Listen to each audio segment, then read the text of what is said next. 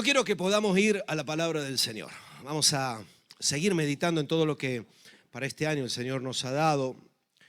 Si vamos a Jeremías, al capítulo 15, verso 19, estuvimos viendo que en ese versículo, en el versículo 19, Dios le dice algo, le da un mensaje a Jeremías, al profeta Jeremías, le dice: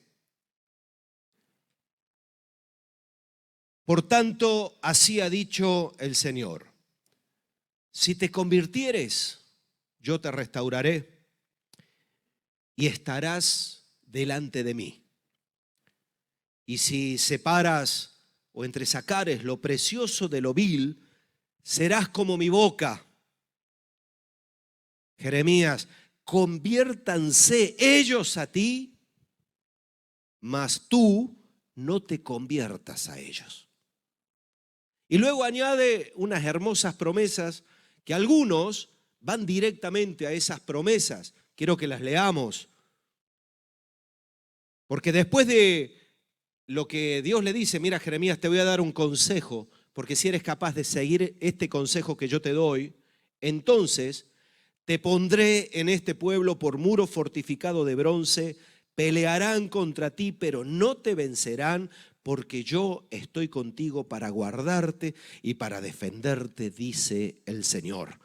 Yo te libraré de la mano de los malos y te redimiré de la mano de los fuertes. Qué hermosas promesas, ¿verdad? Pero toda promesa de Dios siempre está ligada, hay un condicionante. El condicionante está en la reacción o en la actitud que nosotros tenemos en cuanto a lo que Dios nos dice que debemos hacer. Por eso siempre decimos, resumimos esto con una frase muy sencilla, y es: la obediencia trae bendición. Dile al que tienes a tu lado: la obediencia trae bendición.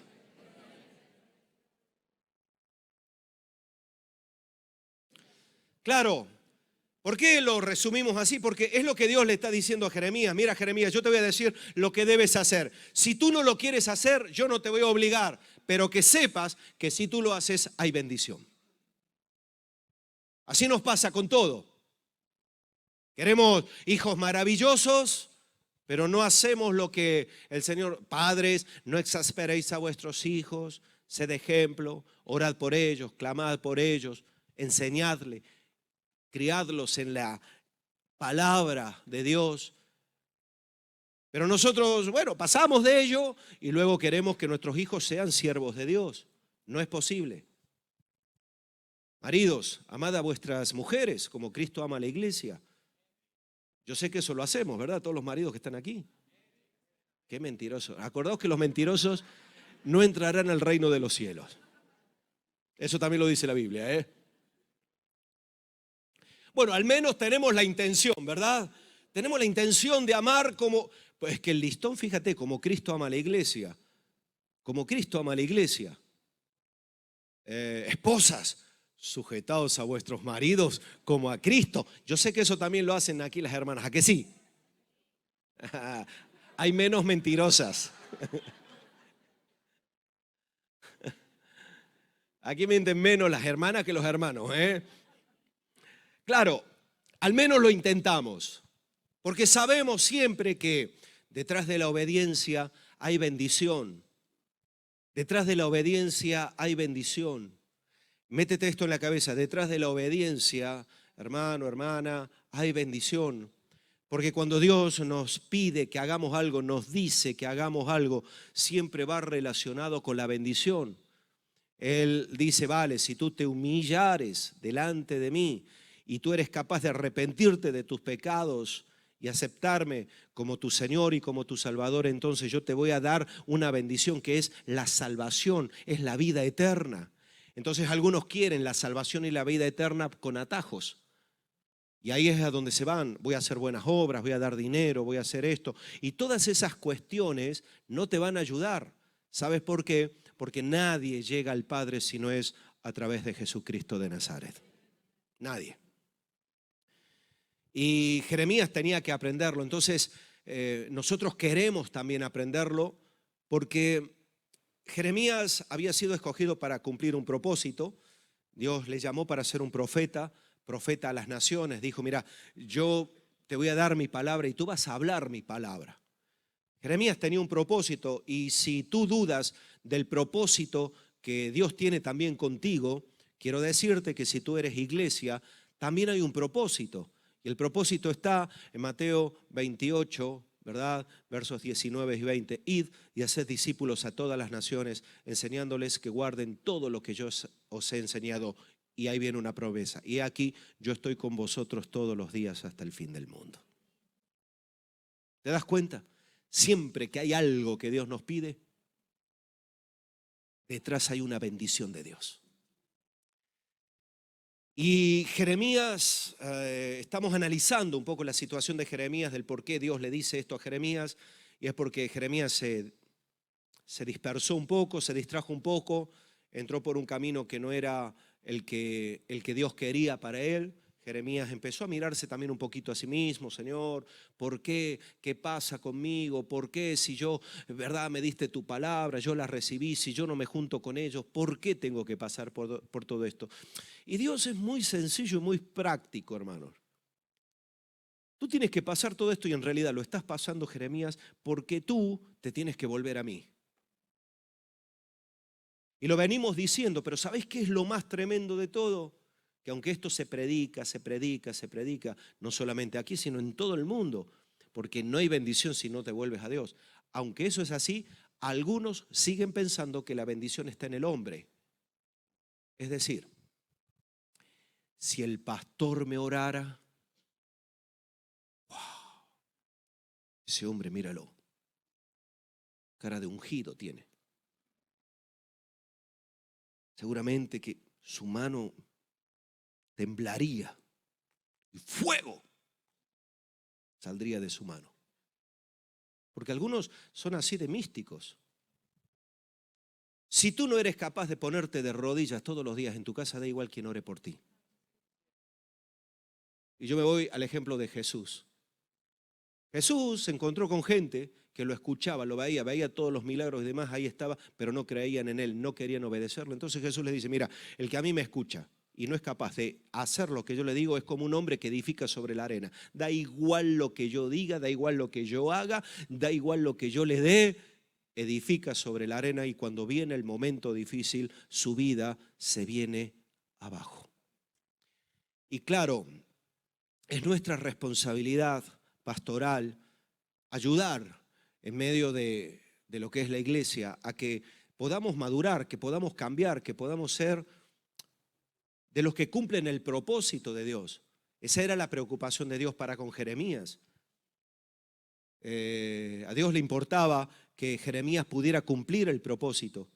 Y si tú eres iglesia, hay un propósito de Dios contigo. Y luego hay propósitos también personales, porque si eres un hijo de Dios, una persona que ha aceptado a Jesús, también hay propósitos específicos, determinados para ti, para cada uno. Y ahí es donde nosotros nos tenemos que mover. Claro, el problema es que cuando llegamos al verso 19, una de las cuestiones que Dios le recalca a Jeremías es que Jeremías necesitaba entender qué era de Dios y qué no era de Dios. Parece contradictorio, parece incluso, increíble, es decir, que no se puede creer que un profeta tenga que recibir de parte de Dios, mira, Jeremías, tú tienes que separar lo que es precioso de lo que es vil. Tienes que, Jeremías, si tú quieres cumplir mi propósito de ser vocero, de hablar en mi nombre, tú tienes que ser capaz de entender que hay cosas que no son mías, pero que tú las estás aceptando. Y si tú no eres capaz de separarlas, de entresacar lo precioso de lo vil, de ser capaz de tener discernimiento para entender lo que es de lo que no es, no podrás cumplir el propósito. Y eso es lo que pasa en muchos lugares del mundo, con un montón de creyentes que han sido redimidos por la sangre de Jesús, pero no pueden cumplir el propósito. ¿Por qué? Porque no distinguen, no tienen discernimiento. A todo lo llaman de Dios o a nada lo llaman de Dios. Y claro, el discernimiento es la capacidad de distinguir entre una cosa y otra. Y hay cosas que no necesitamos mucho discernimiento, hermano.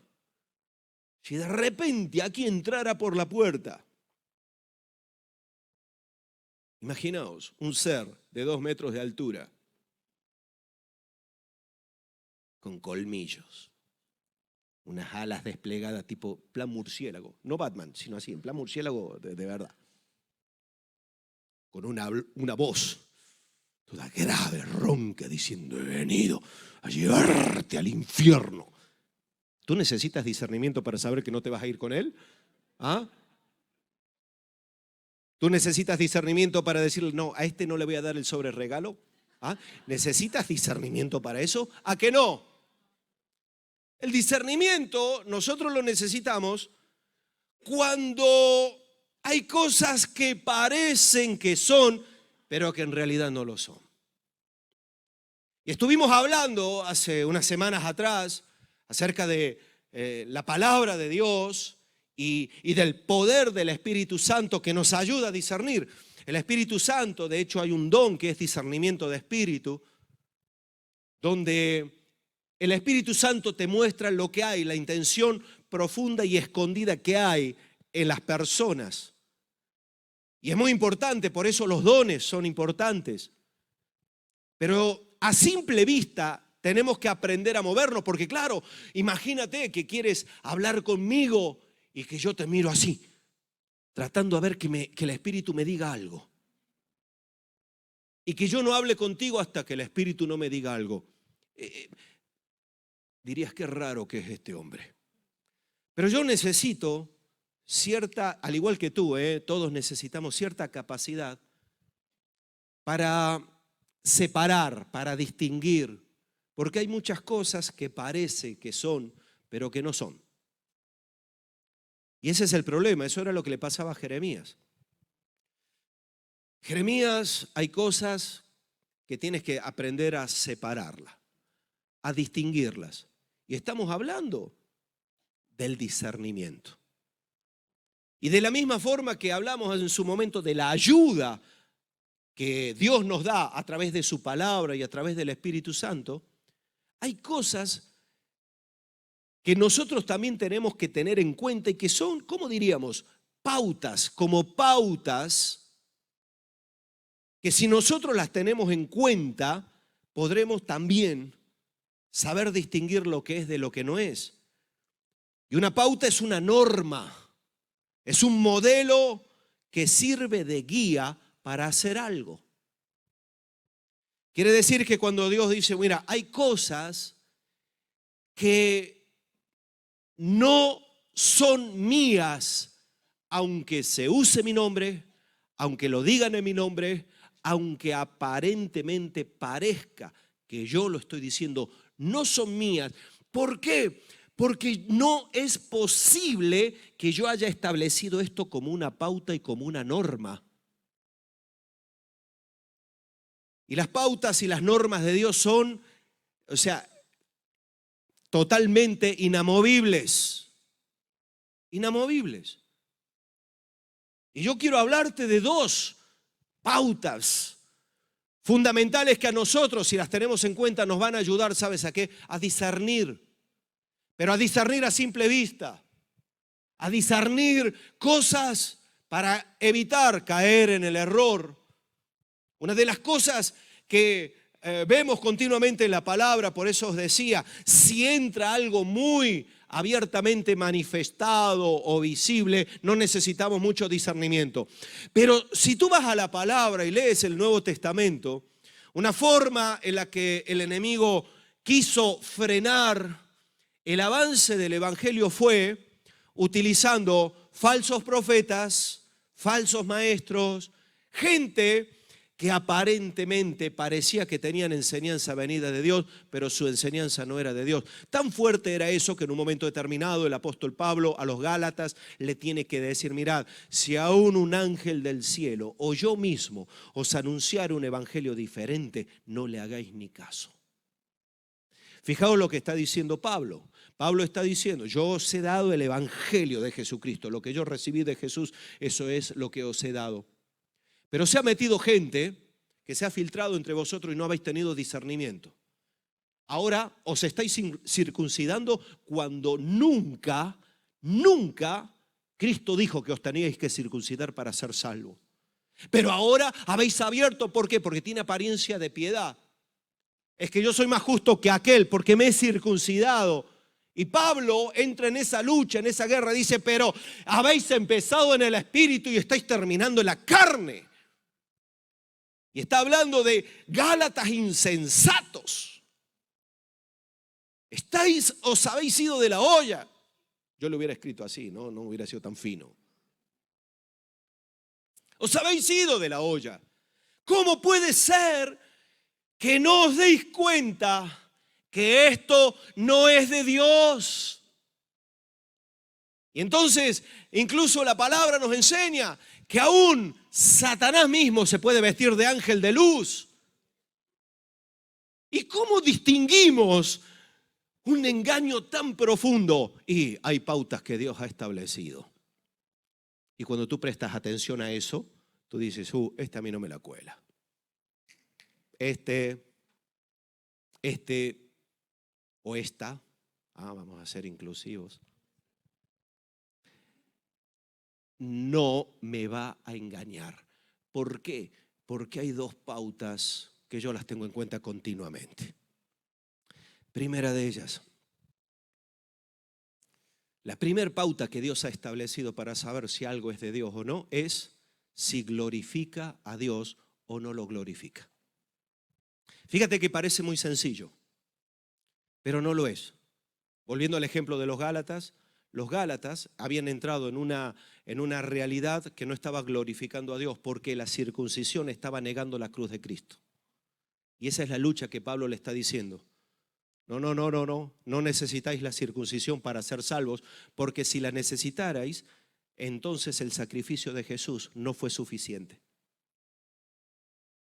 Y entonces esa circuncisión no glorificaba a Dios, aunque ahora actualmente existen en el mundo movimientos mesiánicos que se hacen llamar, donde están tratando de rescatar todas las cuestiones judías, pero lo que le conviene, solo lo que le conviene, porque quebrantan el día de reposo, pero nadie los apedrea, porque eso es lo que decía la ley.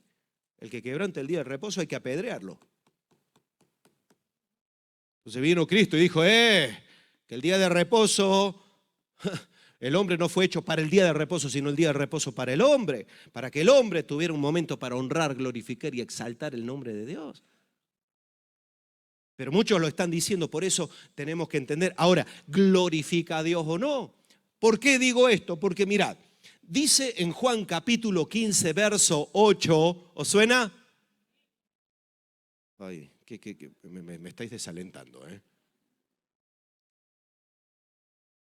Juan 15, 8, ¿os suena? Ay, bueno, no voy a insistir más, ya está. Dice: en esto es glorificado mi Padre. En otra versión dice: en esto se manifiesta la gloria de mi Padre, en que llevéis mucho fruto y seáis así, ¿qué cosa? Mis discípulos. El año pasado lo estuvimos viendo, insistiendo. ¿Sabe por qué? Porque el fruto es la carta de presentación de aquel que viene en nombre de Dios. El fruto es imposible darlo si no viene de Dios. Y eso es lo que Jesús enseña en el capítulo 15 de Juan. Por eso siempre tenemos que hacernos una pregunta: si aquello que se nos presenta da gloria a Dios, pero da gloria verdadera a Dios. Es decir, no una gloria camuflada diciendo, no, si tú te circuncidas, eso vas a dar gloria a Dios. ¿Dónde lo dice? ¿Por qué lo tengo que hacer?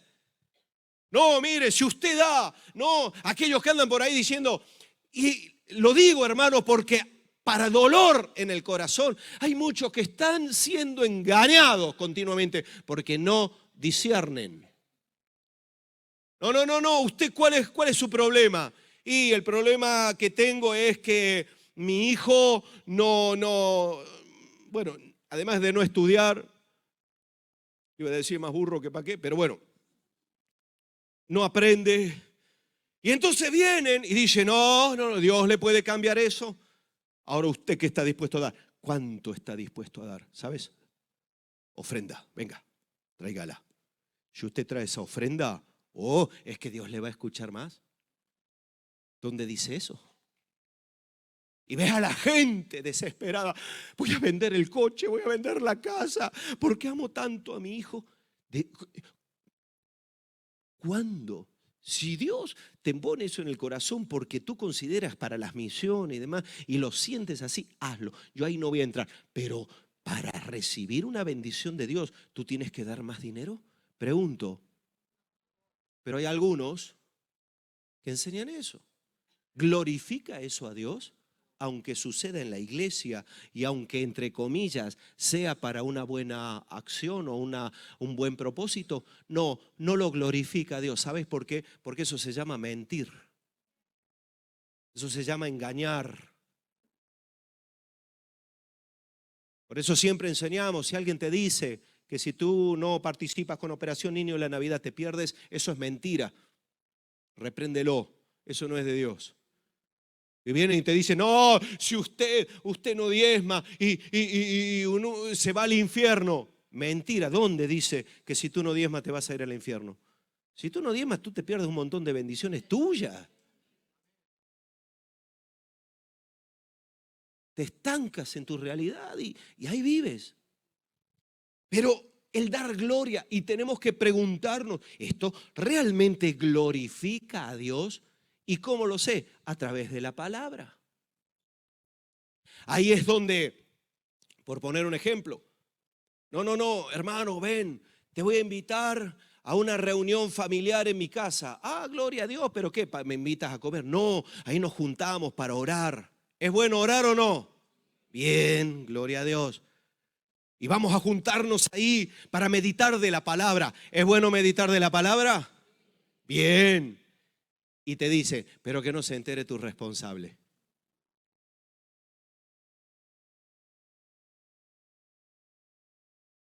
Y como se entera el pastor, ya ni te cuento. ¿Glorifica eso a Dios? Andar a escondidas. Andar camuflándose, escondiéndose. No, hermano, como te veo un poco distraído y aquí no, fíjate, aquí no te hacen ni caso. Vente conmigo, vamos, ahí oramos, buscamos de Dios y demás. Entonces algunos van y dicen, pero es que si orar es bueno. Alguna vez a mí me lo han dicho, pero pastor, ¿qué de malo tiene orar? ¿Qué de malo tiene leer la Biblia? Nada, si lo haces en el orden que glorifique a Dios. Porque si es de Dios, ¿por qué tienes que esconderlo? ¿Te has preguntado eso alguna vez? ¿Por qué te dicen que hagas cosas o te piden cosas a escondidas si es para la gloria de Dios? ¿O es que acaso lo de Dios hay que camuflarlo y esconderlo? No, hermano, lo que es de Dios es para la gloria suya. Y sabes que si alguien tiene carga y demás, y a lo mejor, hermanos, a lo mejor esa reunión no es tan buena. Y a mí me pasó eso una vez, yo recién llegado a España, yo era muy joven. Sí, yo sé que soy jovencísimo ahora, pero era más joven. Era muy joven. Y a mí, yo llego a una congregación y en esa congregación contacto con un hermano que era parte, así como responsable, ¿no? Ahí trabajando y demás, y me dice, mira, toda la semana nos quedamos un día para orar, para buscar de Dios en mi casa. ¿Te quieres venir? Y yo dije, bueno, gloria a Dios. Qué bien, ¿no? Me han invitado. Y yo fui. El primer día oramos 45 minutos y 15 minutos lo dedicaron para hablar cosas que no tenían nada que ver Me contaban cosas que yo en mi juventud digo, ¿y a mí qué me importa el problema de tal, el problema de cual? Yo he venido a orar. La segunda semana, media hora y media hora. La tercera semana ya eran 45 minutos hablando de uno, del otro, del otro, del otro. Y eso yo en ese entonces, muy joven, no lo sabía ni el pastor. Pero yo me empecé a sentir inquieto. Y yo dije, esto no glorifica a Dios. ¿Qué va a glorificar a Dios? Decir, en lugar de decir, mira, vamos a orar por los matrimonios. No, mira, vamos a orar por el matrimonio de fulanito y menganito, por wow, yo te cuento el problema. Bueno, el hermano lo que hizo fue y la agarró de los pelos y la hermana cogió, le dio con un plato en la cabeza. Y yo decía, ¿y lo sabe eso el pastor? Es que el pastor está muy ocupado. ¿Glorifica a Dios una acción como esa? Nos quedamos para celebrar un cumpleaños. Venga, y se hacen cosas que no se harían aquí. Se hablan cosas que aquí no se hablarían. ¿Glorifica eso a Dios? Entonces ahí tú te tienes que empezar a preguntar. El graciosillo de turno, venga, el hermanito, te voy a contar un chiste, un chiste que guarro, un chiste que no tiene nada que ver, que no la vida lo contaría aquí. ¿Glorifica eso a Dios?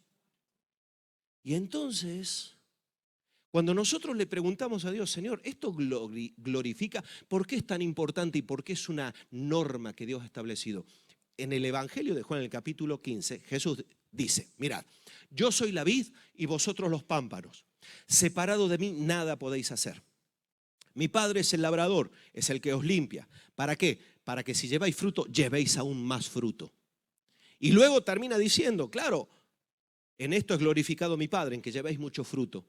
Jesús les está enseñando y le está diciendo, mirad, hay un fruto que solamente se puede dar y que glorifica a Dios si se cumplen algunos requisitos. Primero, yo soy la vid y vosotros los pámpanos. Es decir, aquel que está pegado al pámpano, entonces lo que haga tiene que glorificar a Dios. Es decir, nos tiene que apuntar a Dios.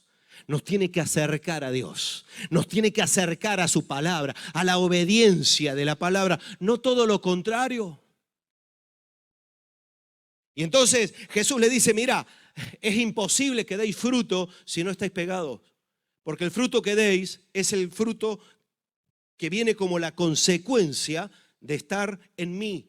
Y entonces el que está en Cristo, hermanos, da el fruto apropiado. Y nosotros tenemos que cuidarnos, ¿sabes por qué? Porque hay cosas que nos contaminan. Y sí, hay una parte de fruto que puede venir de Dios, pero hay otra parte que era lo que le pasaba a Jeremías. Y Dios le dice a Jeremías, no, Jeremías, tú no me vales, no me vales, no me vales. Me da igual que yo te haya llamado como profeta a las naciones, que te haya puesto para derribar, para plantar, me da igual, no me vale, porque Jeremías, no estás distinguiendo, no es lo mismo, no vale, me tienes que glorificar a mí.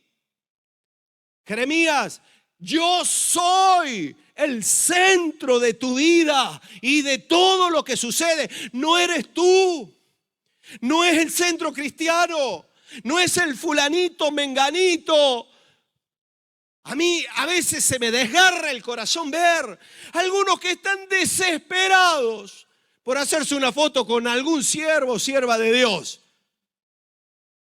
Y ningunean a sus pastores o a sus responsables como si fueran nada. ¿Tú te piensas que eso glorifica a Dios? Y luego muestran la foto como si la foto te fuera a hacer algo. Mira, aquí estoy haciéndose un selfie. 18.000 hermanos se han hecho fotos al lado del evangelista. Y tú te pones ahí como si esa foto te diera autoridad para algo. ¿Qué autoridad? ¿Glorifica a Dios esa actitud? ¿Glorifica a Dios esa actitud? No, no glorifica a Dios. Y cuando no glorifica a Dios, entonces, ¿para qué lo quieres? ¿Para qué lo quieres? Y ese es el problema, que hay cosas que no glorifican a Dios y las guardamos, las metemos dentro, pero luego queremos ser voceros de Dios, queremos ser maravillosos. No, no, no. Jesús le está diciendo, nadie puede dar fruto que me glorifique a mí si no es un discípulo mío. Y entonces hay cosas que pueden parecer buenas, es decir, algunos ya entran en esto, pero fijaros, hay cosas que son muy buenas, pero nosotros si aplicamos esta norma vamos a aprender a discernir cuáles son los límites. Por poner un ejemplo, no sé, ver una película en la tele, eso no le ofende a Dios, pero si esa película tiene un montón de escenas de desnudos que te llevan a que nunca la pasaríamos aquí, ¿verdad? Y que además esa película que dura, porque ahora cada vez las hacen más largas, 8 horas, ¿no? Y alguna que parece una miniserie que le han metido ahí, 8 horas de... Bueno, si esa película te está quitando tiempo de orar, ¿realmente merece la pena ver esa película? Pero no es malo, ¿no? Si después de verla tú te sientes más cerca de Dios o no, puede que ni te sientas ni más lejos ni más cerca. Pero sí es cierto una cosa, que depende de las horas que tú metas enfrente del televisor viendo según que veas, así también va a ser tu vida. Porque es inevitable que todo nos condicione. Es inevitable. Y ahí está el discernimiento, hermanos. ¿Glorifica a Dios o no glorifica? El fútbol, pastor, eso no glorifica a Dios. Claro, algunos son fanáticos y otros sí, lo glorifica, ¿no? La pregunta es, ¿tú vives por y para el fútbol? Hay algunos que son capaces de pagar la entrada que sea, moverse. No, que me voy a ver la final de la Champions, no sé qué, no sé cuánto, cuánto te cuesta. Y bueno, entre el viaje, la entrada y todo eso, 800 euros. Amén, si lo puedes pagar, adelante. La pregunta es, ¿cuánto das a misiones? Yo doy por lo menos 5 euros todos los meses, pastor. Llega el Congreso Mundial. No, es que todo esto es muy caro. Claro, comparado según lo que tú quieras. La pregunta es, ¿lo que tú haces enfoca, apunta y dirige a Dios? Hablamos de empresarios. ¿Tu trabajo glorifica a Dios realmente tu trabajo? ¿Lo que haces glorifica a Dios? El que lo ve se siente más cerca de Dios, puede identificar detrás de lo que haces a Dios. Y ya no te estoy diciendo que estés, ¿verdad?, todo el día con la Biblia, porque algunos, porque eso, te voy a decir algo, si tú eres un trabajador y estás en una línea, pim, pam, trabajando, y tú coges la Biblia y empiezas a abrir la Biblia y no prestas atención a la máquina, eso no glorifica a Dios. Porque tú tienes que ser buen trabajador para que el que te vea a ti diga, es que a mí me conviene que estén los cristianos en mi empresa. Yo quiero que vengan muchos cristianos, porque estos cristianos sí que curran. Estos cristianos sí que son ahí responsables. Les dices que ven y vienen, tienen que y trabajan. Estos sí que son responsables y no son unos vagos, no son unos perezosos, no son estos que, no, hazlo tú y yo me abro. Es que eso no glorifica a Dios. Aunque el domingo vengas y saques la Biblia y digas, porque Dios dice. Algún día vas a estar con una Biblia así y el Señor te va a hacer ¡pum! ¡Pum! Y tú dirás, ¡ay, no puedo! Porque te dará con la Biblia en la cabeza que no me glorificas. Entonces yo no puedo respaldarte. Y esto es muy serio, porque algunos están engañados, viven engañados, piensan que son maravillosos y el Señor les dice, pero es que tú no me glorificas. Y eso fue lo que le pasó a Jeremías, el profeta, ¿vale? Dios no lo dejó de lado, no lo exterminó, no lo liquidó, pero Dios le dijo, tú, Jeremías, tienes un problema y es que no estás discerniendo. Hay cosas que te faltan discernir, porque si tú no discernes no vas a ser mi boca, mi vocero. Y el discernimiento nos lleva para separar, entender lo que es de lo que no es, pero la pauta de glorificar a Dios nos ayuda a entender que hay cosas que nos convienen y hay cosas que no nos convienen. Y el apóstol Pablo lo dijo, todo me conviene, todo me es lícito, mas no todo me conviene. Todo me es lícito, mas no todo me conviene. Todo me es lícito, yo tengo libertad para hacer todo, pero es que no todo nos conviene. Ahí es donde entra el discernimiento. Y entonces, ¿qué es lo que te conviene y lo que no? Mira, todo lo que glorifique a Dios, eso te conviene. ¿A qué sencillo? ¿Sí? ¿Quieres que te dé 18 ejemplos más? Vamos al número 2. Alguno está ahí, no te preocupes, Raúl, ya terminamos. ¿Vale? Amén. La segunda pauta tiene que ver con si aquello que hacemos, participamos o nos piden que hagamos o participemos, produce tropiezo. Una cosa es glorificar a Dios y otra cosa es causar tropiezo. Y mirad, vamos a ir al Evangelio de Mateo, en el capítulo 16, verso 21. Encontramos un pasaje muy curioso, pero que nos ayuda a entender un poquito mejor cuál es la pauta de evitar el tropiezo o de todo aquello que trae tropiezo. Mira, Jesús estaba con los discípulos y entonces, verso 21, capítulo 16 de Mateo, dice la palabra que desde aquel momento comenzó Jesús a declarar a sus discípulos que le era necesario. ¿Le era qué cosa? Necesario, no era una opción, era necesario ir a Jerusalén y padecer mucho a mano de los ancianos, de los principales sacerdotes y de los escribas, y ser muerto y resucitar al tercer día. Jesús le está diciendo, es necesario, no he venido para otra cosa, sino para morir y resucitar. Porque en la muerte de Jesús irán todos los pecados de la humanidad sobre él y entonces habrá bendición, habrá vida eterna, habrá el amor de Dios manifestado para el que se acerca. Entonces dice, me era necesario ser muerto y resucitar al tercer día. Y entonces ahí estaba Pedro, uno de los 12. Pedro, tomándole aparte, comenzó a reconvenirle, a reprenderlo, diciendo, Señor, ten compasión de ti mismo, que no te suceda esto jamás. Y entonces Jesús se volvió y le reprendió y le dijo, quítate de delante de mí. ¿Cómo le dijo? No le dijo ni hermanito. Estaba duro, ¿eh? Así que algún día cuando me venga te diré, quítate de mi lado, Satanás. Bueno, seré bíblico. Quítate de delante de mí, Satanás.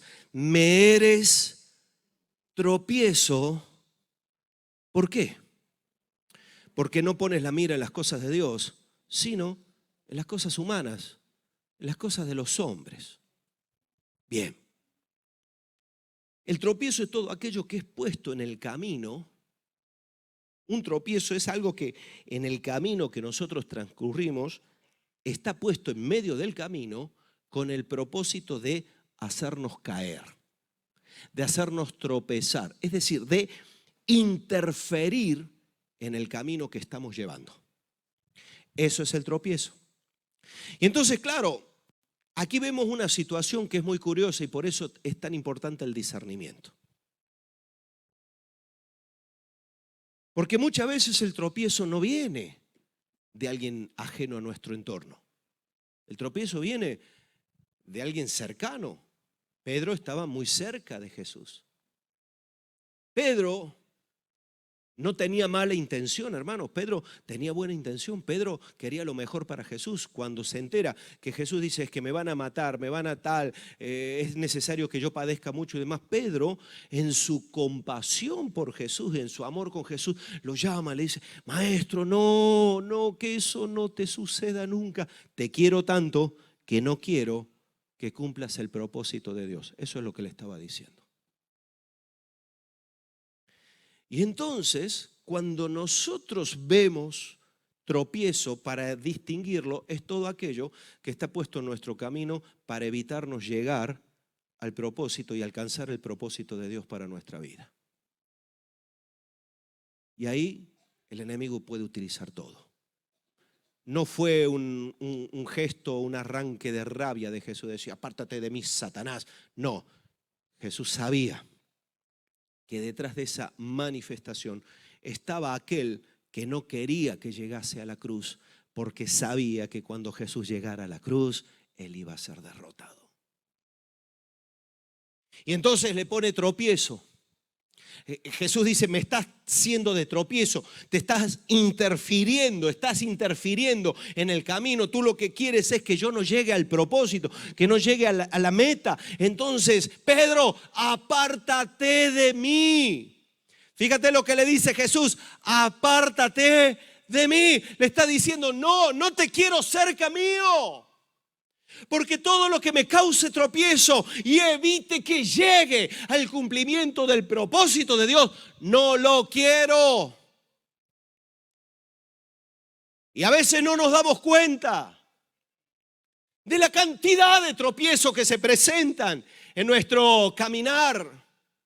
Y a veces viene del menos esperado o del más inesperado.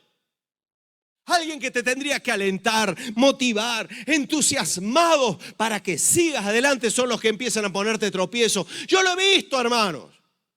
He visto la oración de mujeres diciendo, ay, mi esposo, que se conviertan. Y cuando empieza a venir el esposo a la iglesia, dice, ¿qué? ¿Todo el día en la iglesia? ¿Qué pasa? ¿Ya te has olvidado de mí? ¿Ya no salimos a dar paseos? ¿Ya no tal? ¿Para qué tanta iglesia? Le empiezan a hacer tropiezo.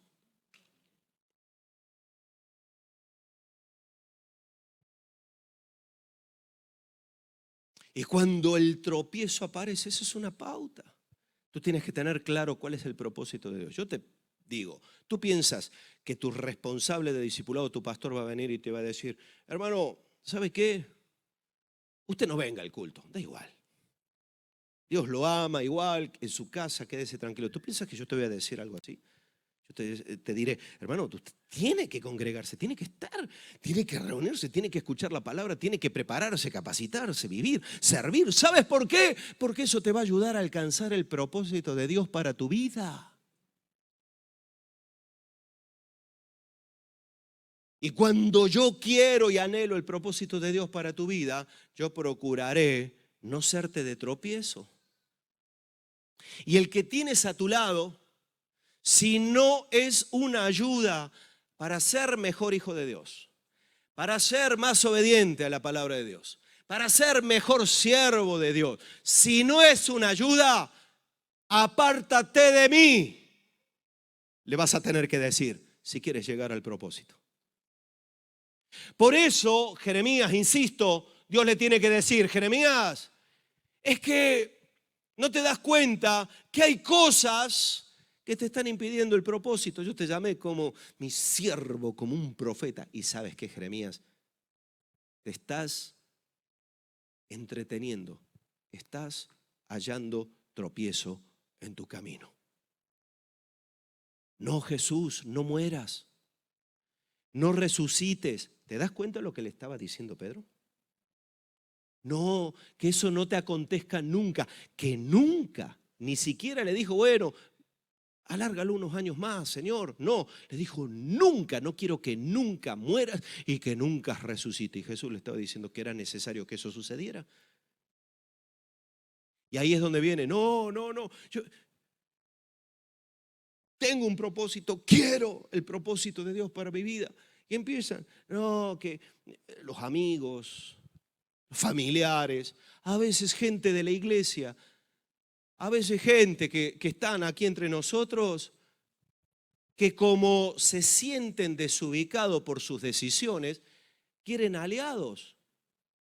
Y lo que quieren es que haya más gente como ellos, que no están comprometidos con Dios, que lo único que buscan es su propio beneficio, que lo único que quieren es lo mejor para su vida. Y nada más, lo demás es aleatorio, eso sí, que cuando esté enfermo Dios les sane, que cuando no tengan trabajo Dios les dé trabajo y que cuando necesiten economía Dios les dé provisión. Y eso es lo que algunos buscan. Y entonces se meten y empiezan, no hermano, no hace falta tanto. ¿A dónde vas? ¿El miércoles a orar? ¿Para qué vas? Ora en tu casa. Como si no fuera necesario. ¿Qué? Ahora el verano, ¿has visto el calor que se pasa ahí dentro? Mira, vámonos a la piscina. Ya luego vemos el culto por internet. Y ahí es donde entra el discernimiento, donde nosotros tenemos que empezar a entender, no, ¿qué me estás diciendo? ¿Que no es necesario congregarme? ¿Que no es necesario estar con mis hermanos?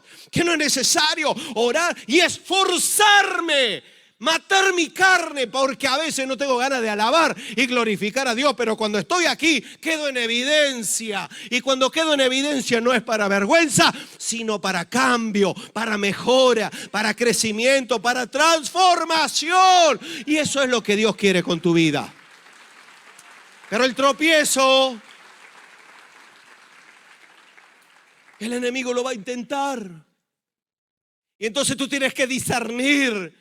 Porque nosotros no te vamos a seguir, no te vamos a perseguir. Algunos piensan que tenemos el servicio de inteligencia del Centro Cristiano Cristo del Camino. Y que miran para ti y dicen, uy, este hermano lo debe haber mandado el pastor que me está siguiendo. ¿Tú piensas eso? Hay cosas, hermanos, que o la disciernes tú o en la vida vas a crecer. Es decir, en la vida vas a alcanzar el propósito de Dios para tu vida. Porque no eres capaz de darte cuenta lo que es tropiezo para tu vida. Y acuérdate que todo lo que es tropiezo para tu vida es todo aquello que puesto en el camino pretende que tú no llegues. O al menos que te demores, porque cuantas más veces te caigas por tropezar, más tiempo vas a tardar en alcanzar el propósito. Y ahí es donde tú tienes que entender y discernir. Entonces nosotros empezamos a ver y analizar cuestiones. Hoy en la alabanza, yo vengo, me incorporo aquí y veo aquí a los jóvenes. Libre para correr. Ahí, ¿no? Libre para. Y ahí estaban. Yo digo, wow, qué vitalidad. Claro, luego se pegan ahí todo el tiempo sentados, pero qué bendición. Y entonces empezamos. ¿Glorifica eso a Dios? Depende. Porque si es una danza que provoca la sensualidad para que otro peque, eso no glorifica a Dios. Que fue lo que le pasó a la esposa de David. Cuando lo vio a David danzar de gozo y de alegría por haber recuperado el arca, ¿qué fue lo que dijo? ¡Oh! El rey danzando como uno de sus siervos. Tenía más preocupación por el estatus y la apariencia que por glorificar a Dios. Y entonces algunos son tan formales que terminan sin glorificar a Dios. Eso de dar palmas, léete los salmos, cómo se alababa y cómo se alaba a Dios. Eso de alzar la mano, ¿por qué alzan las manos? ¿Qué están esperando? ¿Que le llegue ahí un rayo láser? Todas las expresiones que glorifiquen a Dios, son buenas. Entonces cuando yo lo veo, yo me alegro, ¿sabes por qué? Porque yo prefiero a estos jóvenes que estén diciendo, Señor, soy libre para correr, libre para danzar en tu presencia, alabarte, glorificarte, a enterarme que ayer estuvieron en la discoteca, danzando esclavizados, sin glorificar a Dios. ¿Estás entendiendo? El tropiezo. Pastor, ¿cómo me tengo que vestir para no ser de tropiezo? La falda, ¿cuántos centímetros? Hay iglesias que miden. Claro, 50 centímetros la falda. Claro, dependiendo si la hermana es así, le llega al suelo. Si la hermana tiene 1,80 m es una minifalda. Entonces, pero bueno, pero cumple los 50 centímetros. Porque aquí la ley dice, toda mujer que lleve una falda de 49 centímetros, pecado. Entonces tú aplicas la norma. ¿Es de tropiezo o no? Entonces, claro, si tú eres mujer y te vistes, porque a veces la ropa de la mujer es como más sensual, aunque los hombres, ojo, tienen lo suyo. Se compran camisas 4 tallas menos. y abierta así, digo, le va a saltar un botón, me va a arrancar un ojo. Apunta para otro lado. ¿Por qué? Porque van al gimnasio y se tiene que notar, ¿no? Y le dice, ¿dónde está? Está allá. No, así son algunos también. ¿Por qué? Porque, bueno, pero dice, a ver, ¿cómo tiene que ser? ¿Cómo tiene que ser mi ropa? Lo suficientemente correcta como para no causar tropiezo a nadie. Porque si aquí me ve entra un varón que está luchando con la pornografía, y ve, y está y lo ves ahí eléctrico y demás, y ¿qué hacemos? ¿Lo metemos en el cuarto de ahí, en el trastero de sonido para que no vea a nadie? El único lugar donde puede estar libre es en la iglesia. Y llega a la iglesia y empieza a ver. Y está todo el tiempo así, hermano. Puede abrir los ojos, ya hemos terminado la alabanza, no, da igual. Y a veces no se entienden. Porque hay modas, hermanos, que son de tropiezo. Ahora empieza el congreso de los jóvenes, que hay que orar la semana que viene. Gloria a Dios, ahí los jóvenes. Y entonces, mirad. Se manda siempre una circular para que las chicas, las jóvenes, no vengan con pantalones o pantalonetas que le dicen, no sé cómo le dicen, que más que un pantalón parece un cinturón. ¿A dónde vas con eso? Ya, pero es que eso yo lo uso fuera. Y entonces quiere decir que traigo una ropa para la iglesia y otra ropa fuera. Mira, lo que glorifica a Dios es todo aquello que no cause tropiezo a nadie. Y entonces, si tú eres tropiezo, no sé, al vecino, no es de Dios. Y cuando tú te mueves en un ambiente donde da igual todo y tú encuentras tropiezo continuamente o no disiernes que esté glorificando o no a Dios, entonces son pautas, son normas que eso te ayuda a discernir y nadie tiene que venir y medirte la falda. A ver cuántos botones tiene el escote, cuántos centímetros tiene el tajo, qué talla usa usted, hermano, ¿no? Cómprese 6 tallas más por lo menos porque... Y están, hola, ¿cómo estás? ¿Qué te pasa? Que no pueden hablar, están asfixiados de la camisa apretada que tienen. Y es así. Y luego en internet, en todo, algunos tienen 2 Face, 2 Instagram, 2... No, ¿sabéis por qué? Porque uno es el cristiano y el otro es el de...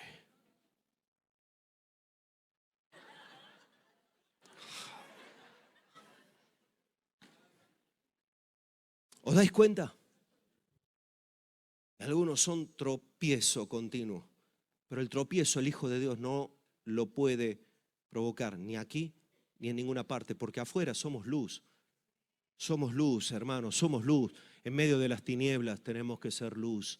En medio de las tinieblas tenemos que ser luz. En medio de un mundo que se está pudriendo tenemos que ser la sal que evita la putrefacción de esta sociedad, donde se ha hipersexualizado a los niños, a las niñas, donde ahora cualquier cosa. El otro día estábamos con mi esposa allí, nos sentamos en un momento en una plaza, una niña, no sé qué habrá tenido, 7 años, 8, se pone ahí a hacer unos movimientos que digo, ¿esta nenita qué le ha pasado? ¿Le ha dado un pasmo o qué? Y yo digo, Dios santo, si con esa edad tiene, madre mía, ¿con 15? Pero luego nos escandalizamos. ¿Y sabes qué es lo peor? Que los hijos de Dios se escandalizan. ¡Ay, ay! Y luego nosotros no discernimos. Y padres que le dicen a las niñas, no, da igual, es la moda. No, es que me han dicho, bueno, a la iglesia no lo lleves, pero luego a la piscina sí. Ni a la iglesia ni a la piscina, hermano. ¿O es que en la piscina los hombres son de acero inoxidable? ¿Entendéis lo que yo estoy diciendo? Porque tengo que hablaros así, hermanos, porque a veces no entendemos. Pero Dios nos ha llamado a tener y a cumplir un propósito, a llegar hasta el final. Y eso es lo que Dios quiere. Y si tú no estás dispuesto, entonces tenemos un problema.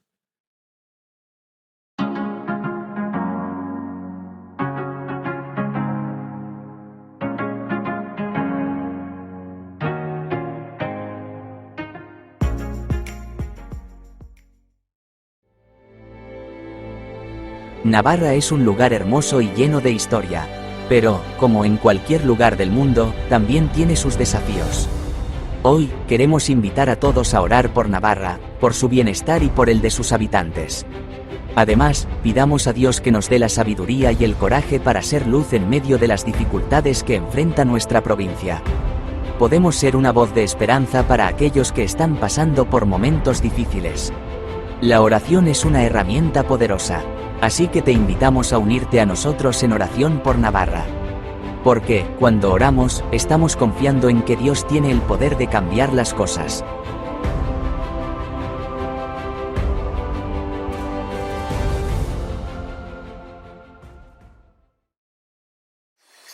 El año pasado desde Navarra pudimos llevar el amor de Dios de una manera tangible.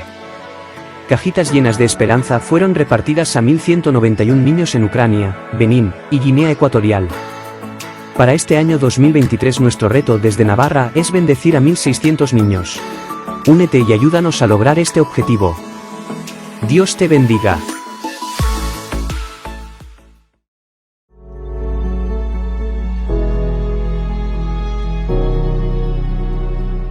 Nos alegra que hayas conectado con nosotros. No olvides que si necesitas oración, hablar con alguien o algún tipo de ayuda, llámanos o envíanos un WhatsApp a los números que aparecen en pantalla. O si lo prefieres, escríbenos. Estamos para ayudarte.